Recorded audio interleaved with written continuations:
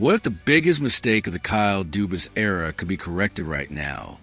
And the solution involves bringing back a player Toronto foolishly gave away for nothing, turning him into the missing piece that creates the most physically intimidating top line in Maple Leafs history. Let me take you back to 2020, because context matters when we're talking about organizational mistakes that haunt franchises. Kyle Dubas, in his infinite wisdom, decided that Mason Marchment, a 6'5" power forward with legitimate skill, wasn't worth keeping around. So he traded him to the Florida Panthers for Denis Malgin, a move so spectacularly bad that it's still being discussed 5 years later as one of the worst asset management decisions in recent Leafs history. Marchment went on to become a legitimate top 6 power forward, putting up 47 and 53 points in consecutive seasons, while Malgin played 15 games for Toronto and disappeared into obscurity. Fast forward to December 10th, 2025, and the hockey gods are offering Brad Treliving a chance at redemption. Mason Marchment is currently with the Seattle Kraken. The team is listening to offers, and according to strategic analysis published today by the hockey writers, Toronto has identified him as a priority target. This isn't just about acquiring a good player. This is about correcting a historical mistake, about bringing back the one that got away, and about building the most physically imposing top line the NHL has seen in years. The departure of Mitch Marner last summer left a void that pure skill hasn't been able to fill completely. The Leafs have plenty of talent, plenty of guys who can make pretty passes and score highlight reel goals, but what they're missing is weight, grit, and someone who's willing to go into the trenches and win the dirty battles that playoff hockey demands. Mason Marchment fits that profile like a glove, and the fact that he was once a Maple Leafs prospect makes this potential reunion even more compelling. Let's talk about who Mason Marchment is today, because this isn't the AHL tweener who was traded for peanuts 5 years ago. This is a completely different player, a legitimate NHL power forward who's carved out a significant role on every team he's played for since leaving Toronto. At 6'5" and 212 pounds, Marchment is an absolute nightmare for opposing defensemen. He's got size, he's got reach, and he uses both to dominate along the boards and in front of the net. When Marchment gets a puck on a stick in the offensive zone, it takes 2 or 3 players to move him off it, and that creates chaos that skilled players can exploit. His production has been solid throughout his career post-Toronto. He's hit 47 points twice and peaked at 53 points, proving he's a legitimate 50-point player when given top 6 minutes and power play time. Now, his start in Seattle this season has been slow. Just 2 goals and 9 assists in 25 games, but context matters. Seattle is a mess right now. They're struggling to find any offensive rhythm, and Marchment is playing a system that doesn't maximize his strengths. Put him in Toronto's offensive system, playing alongside Auston Matthews with Craig Berube's structure supporting him, and those numbers will explode. The playoff factor cannot be overstated. The article specifically highlights that Marchment's style is useful in the playoffs, and that's the understatement of the century. He doesn't disappear when the game gets physical, he thrives in it. He's the kind of player who gets better as the series goes longer, who wears down opponents with his physicality, and who makes life miserable for the other team's defensemen.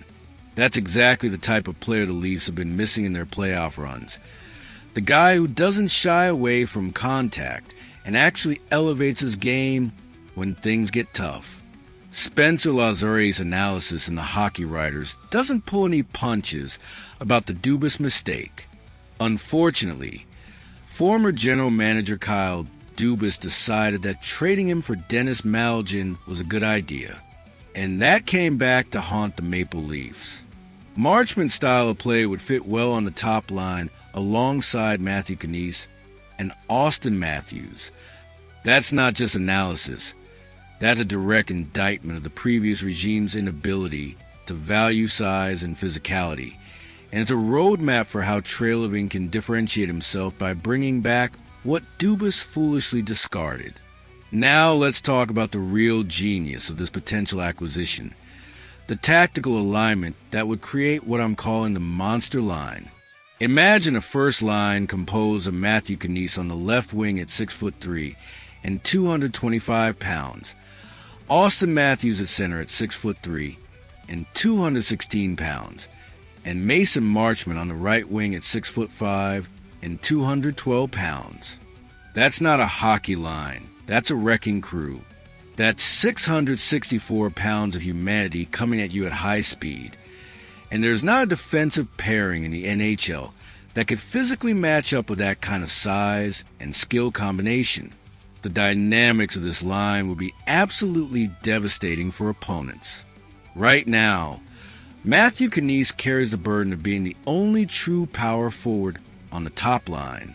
He's the one going into the corners. He's the one battling in front of net. He's the one doing all the heavy lifting while Matthews and whoever's on the other wing focus on skill plays. That's exhausting, and it's not sustainable over an 82-game season plus playoffs. Adding Marchment would split that responsibility, allowing Knies to pick his spots and giving both power forwards the opportunity to dominate in different areas of the ice. The analysis argues that Marchment could take on some of that responsibility, which would allow the other two to lean on their skill. That's the key insight. When you have two massive wingers doing the dirty work, creating chaos, winning battles, and establishing net front presence, it opens up so much space for your skill center. Auston Matthews would have more room to operate in the open ice than he's had in years. Without Marner holding on to the puck for extended periods, the game becomes more direct, more vertical, and more suited to Craig Berube's north-south style.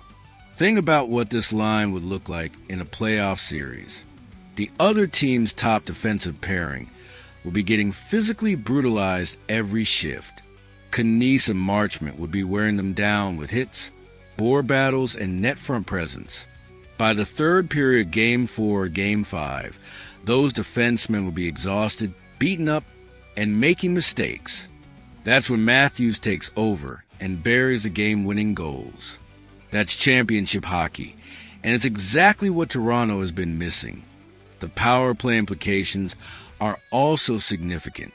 Marchment has experience as a net front presence on the power play, and his size makes him nearly impossible to move from that spot.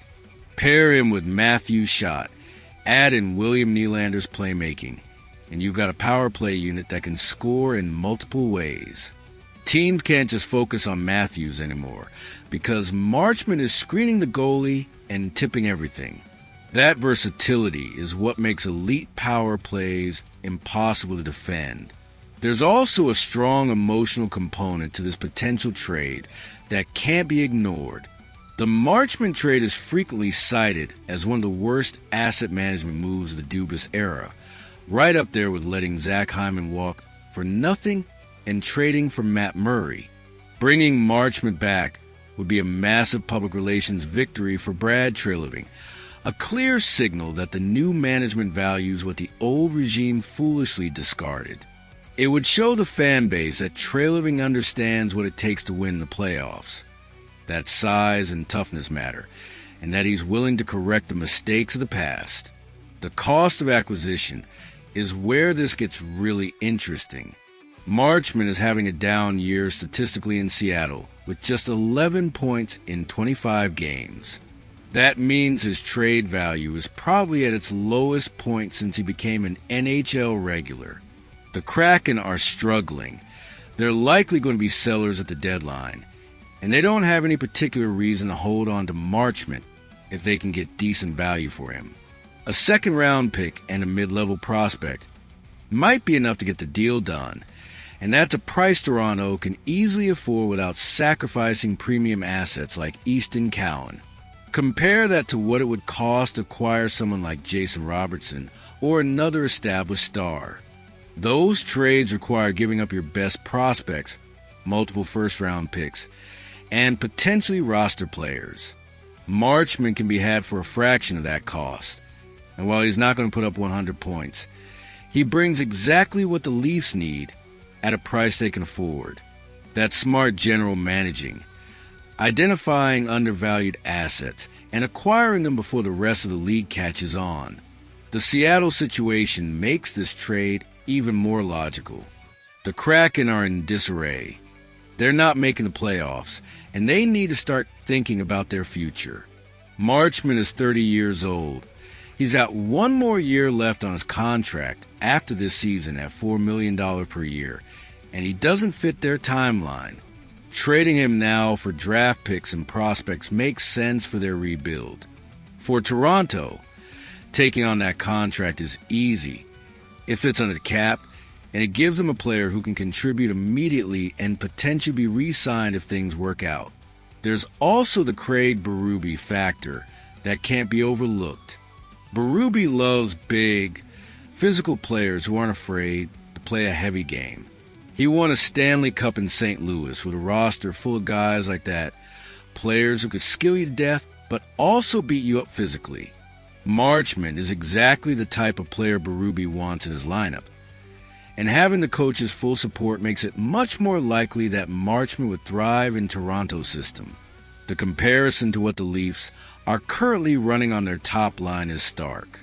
Right now, they've got Knies doing all the heavy lifting while the other winger spot rotates between skilled but smaller players who can't match his physicality. That imbalance makes the line easy to defend, because teams know they only have to worry about one power forward. Add Marchment, and suddenly you've got two guys who can dominate physically, and that changes everything about how opponents have to defend that line. The monster line would also set a tone for the entire team. When your top line is physically imposing and willing to play a heavy game, it gives confidence to the rest of the roster. The third and fourth line see that and play with more edge themselves. The defense knows they got forwards who will protect them and win battles. The whole team's identity shifts toward being harder to play against, and that's exactly what Brad Treliving has been trying to build since he took over. Let's also talk about the redemption narrative for Marchment himself. He was drafted by Toronto, developed in their system, and then cast aside like he wasn't good enough. That kind of rejection fuels players. It gives them a chip on their shoulder that drives them to prove everyone wrong. Marchment has done that with Florida, Dallas, and Seattle. But imagine what it would mean to him to come back to Toronto and succeed. That motivation, that desire to prove the organization wrong for giving up on him, could be the difference between a good player and a great one. The risk in this trade is minimal compared to the potential reward. You're not giving up premium assets. You're not taking on a bad contract. And you're not betting the farm on an improving player.